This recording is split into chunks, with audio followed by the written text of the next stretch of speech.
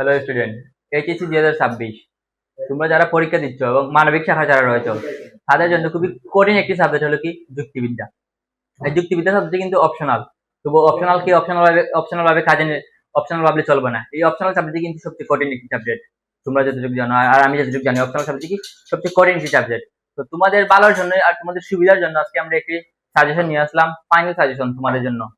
এই সাজেশন অনুযায়ী যদি আপনি ক্লাসটি করেন ভাইয়া, আপনার ক্লাস A+ নিশ্চিত। বুঝতে পারছো কতটুকু ইম্পর্টেন্ট একটি সাবজেক্ট আজকে নিয়ে আসলাম। যুক্তিবিদ্যা প্রথম পত্র আমাদের।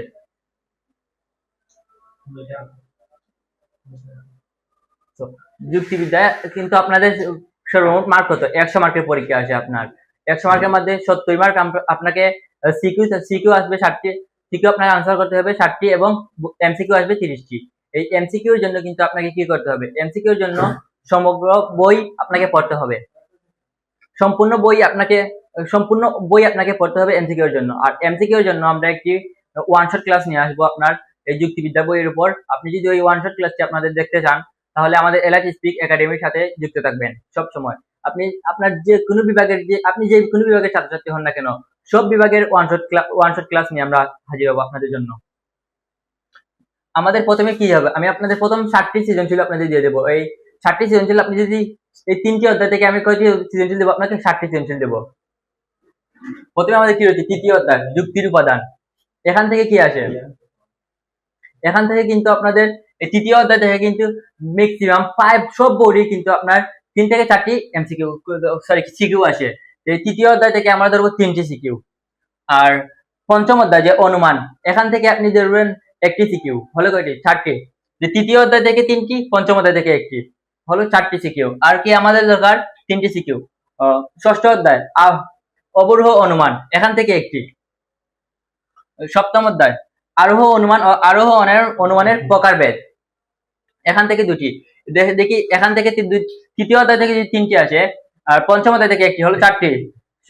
আরোহ অনুমান, এখান থেকে একটি, 5টি। আর সপ্তম অধ্যায় আরোহ অনুমানের প্রকারভেদ, এখান থেকে কয়টি আসবে? এখান থেকে 2টি, হলো 7টি। এই 3টি অধ্যায় যদি আপনি পড়ে যান আপনার কয়টি? 7টি সিকিউ কমন।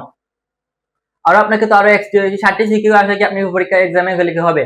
60টি সিকিউ আসে আপনাকে পরীক্ষা হলে গেলে চলবে না, আরো কিছু সঙ্গে নিয়ে যেতে হবে, আরো কিছু অধ্যায় পড়ে যেতে হবে। সেজন্য আপনাকে আমি আরো কিছু এক্সট্রা অধ্যায় দেব। প্রথম অধ্যায় যুক্তিবিদ্যার পরিচয়, এখান থেকেও কিন্তু ভাইয়া অনেক বইতে প্রশ্ন চলে আসে। আপনি যদি প্রথম অধ্যায় যদি পড়ে যান যুক্তিবিদ্যার পরিচয়, প্রথম অধ্যায় থেকে অনেক সময় এমসিকিউ বেশি আসে। প্রথম অধ্যায় থেকে এমসিকিউ বেশি আসে। এমসিকিউ এর জন্য প্রথম অধ্যায়টি কিন্তু গুরুত্বপূর্ণ এবং সিকিউ এর জন্য খুবই গুরুত্বপূর্ণ আছে। আর কি চতুর্থ অধ্যায় বিধায়ক, এখান থেকেও কিন্তু এমসিকিউ আসে। এই চতুর্থ অধ্যায় থেকে কিন্তু আমি ম্যাক্সিমাম দেখছি যে মিনিমাম 5 বছর যে আপনার এইচএসসি পরীক্ষা হয়েছে প্রত্যেকটি বোর্ডে কিন্তু চতুর্থ অধ্যায় ও প্রথম অধ্যায় থেকে এমসিকিউ চলে আসে। সো আপনাকে কিন্তু ভাইয়া প্রথম অধ্যায় ও চতুর্থ অধ্যায় ক্লিয়ার করতে হবে। এই প্রথম অধ্যায় চতুর্থ অধ্যায় থেকে বেশিরভাগ কিন্তু বোর্ডে কিন্তু এমসিকিউ চলে আসে। তো বুঝতে পারছো এই প্রথম অধ্যায় চতুর্থ অধ্যায় কিসের জন্য ইম্পর্টেন্ট? এগুলো কিন্তু এমসিকিউ এর জন্য এবং সিকিউ এর জন্য, কিন্তু সিকিউ এর যে ক রয়েছে এগুলোর জন্য কিন্তু ইম্পর্টেন্ট চতুর্থ অধ্যায় ও প্রথম অধ্যায়।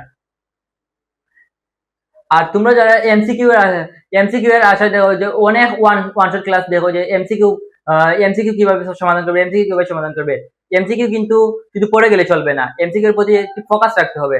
কোন এমসিকিউ গুলো পড়লে আপনার দুটি জায়গায় সমাধান হবে। যেমন একটি এমসিকিউ দিয়ে কিন্তু অনেক সময় সিকিউ চলে আসতে পারে এমসিকিউ থেকে। তো এমসিকিউ প্লাস সিকিউ আপনি একই সাথে কিন্তু আপনার কভার করতে হবে। বুঝতে পারছো? এই এমসিকিউ প্লাস সিকিউ ক্লাস একটি নিয়ে আসবো, আমরা ওয়ান শট ক্লাস নিয়ে আসবো। তো এই ওয়ান শট ক্লাসটি যদি আপনি দেখতে চান, আগেই বলেছি এলাইট স্পিক একাডেমির সাথে থাকতে হবে।